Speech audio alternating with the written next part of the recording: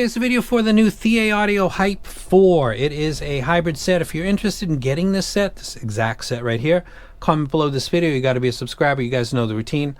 Give the video a thumbs up if you generally like it. In addition to that, there is the same action on the unboxing channel, which I just started. You're a subscriber there and you comment under the unbox with the Hype 4. Those things together with this video, and you're qualified when I do the review, and it will be announced within that video, which I'm going to start doing from now on for many reasons. Practicality, so when the video comes out, the item goes out as well. Also, to protect this channel and stay well within the rules, because YouTube has been very good to me, very understanding. They've listened to stuff, they've taken back dings and strikes. They're fantastic. I don't want to be on the edge, and if I do so, I'd like to be on a channel that won't make me cry if I lose it. So all this is going to be migrated to the unbox channel when it comes to announcing who gets what. So just be aware of that if you haven't already subscribed. If you already did, thank you very much. Now, thank you for your patience. Let's get into that. This is a set that is a $359 version of the $999 Monarch MK3. I think they did that quite intentionally. They did it with the tuning. I'm speaking specifically about the mid bass and how it goes into the mids and how that impacts female vocals. The Monarch is an appealing set to people that have a library like mine, and also to people that have a female vocal centric library.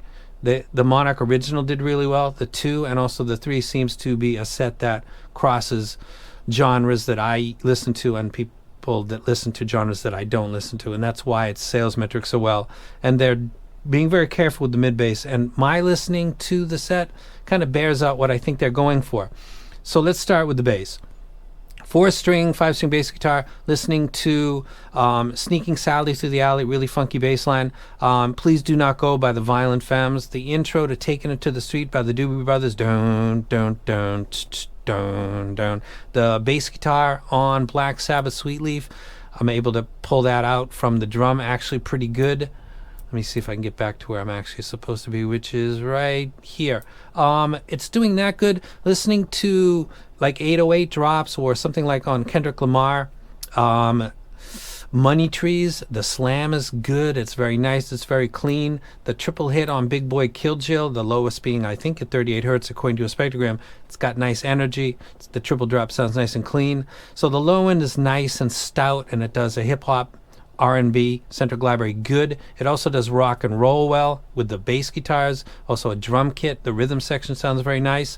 The key here is when you get into the vocals that you're not husking up female vocals.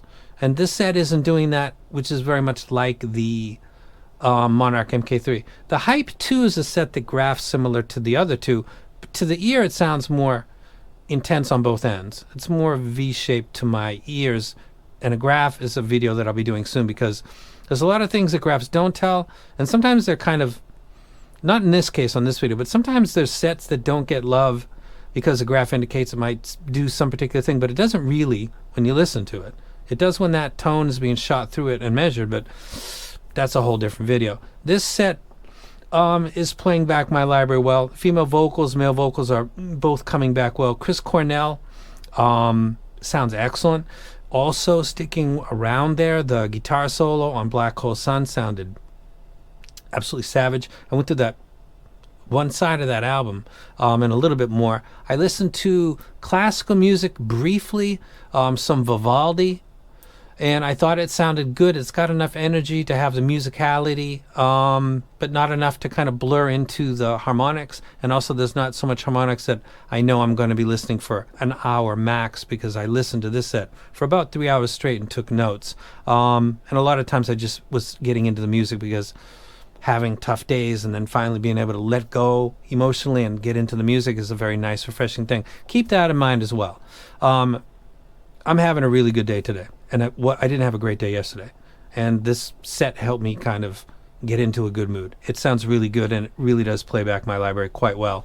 There was no moment where I thought that's kind of intense, like the Camper, which costs $3,500 and I love, and it's a top 5 set for me, but my God, every little bit. But that brought me to listening to the chimes at the beginning of Black Water by the Doobie Brothers, and the triangle strike at 39 seconds of Tin Man by America. which sounded amazingly clear on the camper. Listen to it on this because it's been a long time. Sounded really good. Listen to the Monarch MK3. Sounded really good and really quite similar. So if you are a fan of that set and heard it but thought, I can't do $9.99 or I won't do $9.99, this is a set that I could rec. Or wait and listen for other people that got a library that's more similar to yours and ask them some specific questions.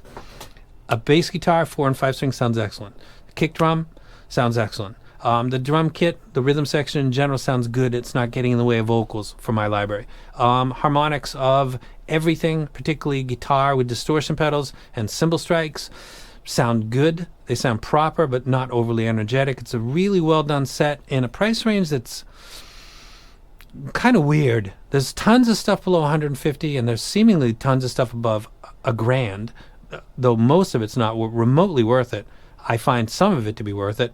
The 3 to 700 is a interesting price zone. This is definitely something you should consider, and keep your eyes and ears out for other reviewers, and don't just listen to their videos. Ask them questions in the comment section. Be specific if you're left out and your favorite track or something wasn't really touched upon even remotely. Like, ask questions because it's your money.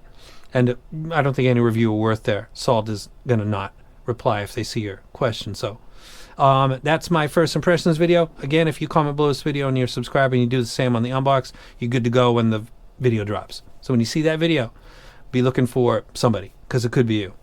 Thank you for your time, and I'm